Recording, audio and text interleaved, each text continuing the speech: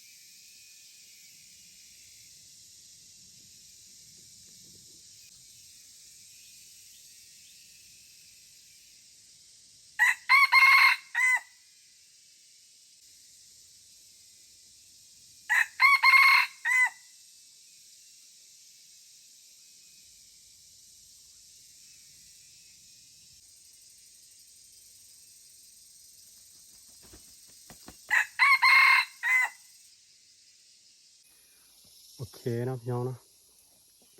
อาลีก็ลงมาแล้วตอนนี้ถือว่าผ่านเนาะไก่ตัวนี้เนาะเรื่องคั่นเรื่องแบบว่าบ่ยานป่าเรื่องสู้ไก่นี่ได้อยู่เนาะพอได้อยู่แต่ว่ายังบ่ตีปีกแบบว่าเต็มที่ปานใดเนาะตีแห้งอยู่แต่ว่าบ่เต็มที่เท่าเนาะบ่คือพ่อมันคือตอนน้อยๆเนาะพ่อมันตอนน้อยตอนประมาณส่ำนี้น่ะตีปีกมันแห้งแล้วก็ตีที่กว่านี้อีกดังกว่านี้อีกอันนี้ก็ถือว่าได้พอมาหลายเติบพี่น้อง มีแต่ถ้าแต่ว่าไก่ป่ามาเนาะไก่ป่ามาเราเขาจะเบิ่งลีลามันเป็นแบบได้คล้ายคือพ่อมันบ่หรือว่ามันสิจึงเนาะพ่อมันนี่บ่ได้จึงได้พ่อมันนี่แบบลูกลี้ลูกลนแบบนี้นะแล้วก็ตีปีกใส่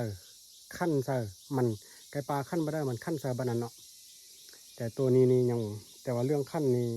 คักละคักแล้วตัวนี้นะตีปีกก็ได้คือพ่อละแต่ว่าถ้าแต่ไก่ป่าเข้าเราเบิ่งลีลามันเท่านั้นสุดยอดละอย่างแต่ตัวน้องมันตื่มตัวหนึงเนาะอาลีไปฝึกก่อนไปลองมันก่อนว่าสิเป็นเอาได้เนาะสิถ่ายคลิปให้ทุกคนได้เบิ่ง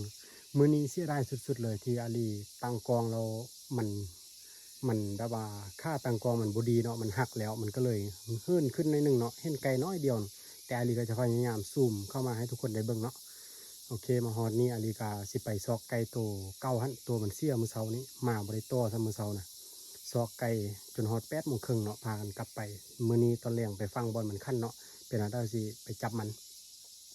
มาฮอดนี้ก็บ่มีหยังแล้วทุกคนขอบใจหลายสบายดีเนาะขอบใจที่ซัพพอร์ตขอบใจที่เข้ามาติดตามชมขอบใจที่กดไลค์กดแชร์แล้วก็คอมเมนต์กันขอบใจหลายสบายดีเนาะย่างมาไม่ยิงนกเข้าอยู่นี่บินจับเป็นฟูงเลยประมาณ10ปลายตัวเลยเนาะนี่ยิงตกตัวหนึงแต่อยู่ในกองอยู่ในนั้นบ่ฮู้ว่าสิเอาได้หรือเปล่าไปเบิ่งกันเนาะโอ้เมื่อวานมันบ่ได้นอนมื้อนี้ก็บ่ได้นอนอีกเดี๋ยวได้ทุกคนโอ้บ่ตายเซ้ย